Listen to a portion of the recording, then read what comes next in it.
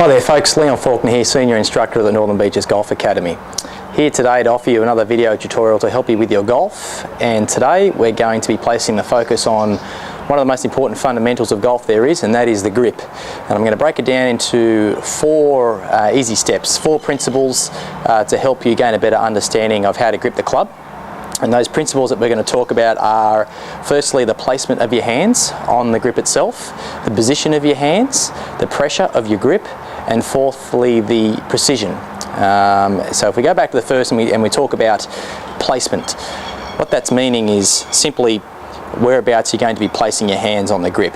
Now some people, without even being aware of it, actually grip the club too far down, and that's obviously going to make a huge impact to the overall length of the club.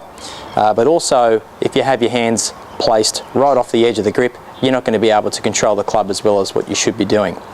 If we have a look at the grip itself, the butt of the grip, which is the end here, gets a lot thicker, and there's generally white lines and writing that's at the end of the grip.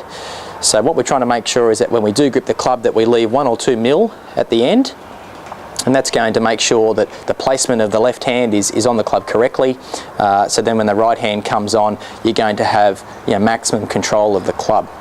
The second principle was the position of the hands, and a common error that I see amongst a lot of golfers when they do grip the club is they grip the club what we call very strong. So the placement of the left hand is very dominant and too far over to the right, and that will expose 4 knuckles that you can see over your left wrist.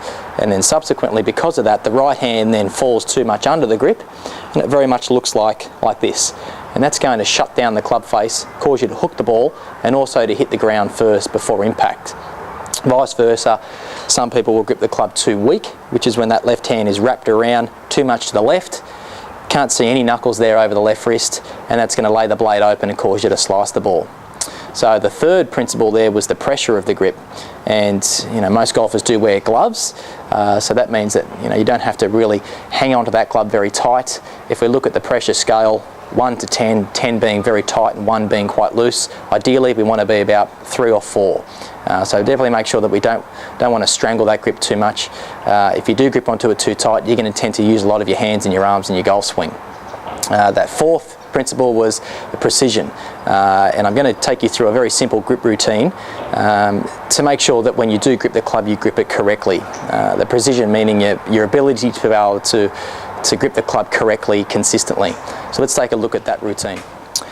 Okay, so here we are just about to start our practice session, and just before we start, I'd just like to talk to you very quickly about these 2 shafts that I've got down here on the ground. Now these are very, very important, and they serve a very valuable purpose. If we look at this shaft here, this is representing our alignment, and I've already come and set that up and made sure that's going exactly where I want to hit the ball.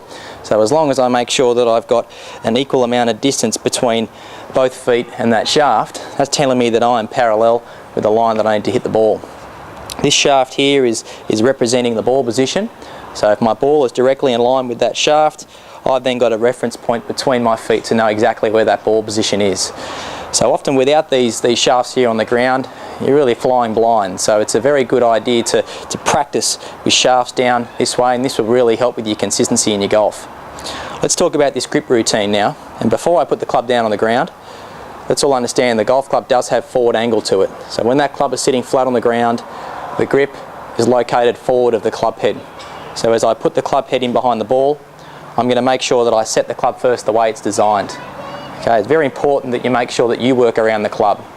Club down first, it's sitting correctly. I can see that the shaft that I'm holding is now crossing over from the ball position shaft. Another great purpose of having the shafts on the ground.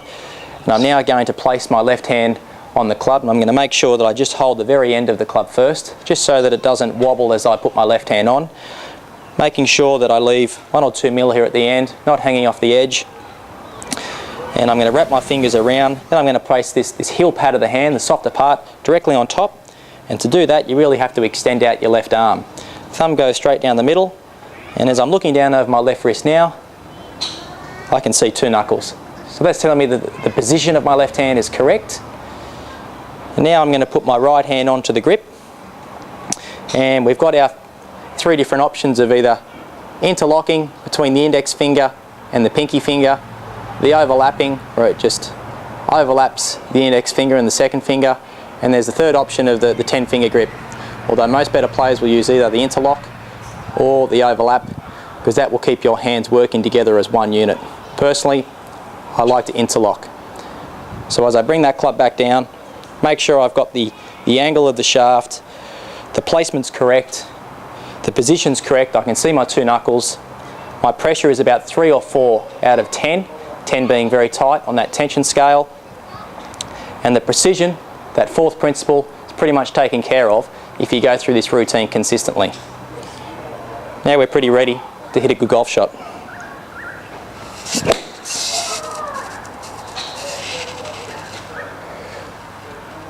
I hope this grip routine helps you, and it's definitely going to make sure that you've got a consistent routine to go through every time.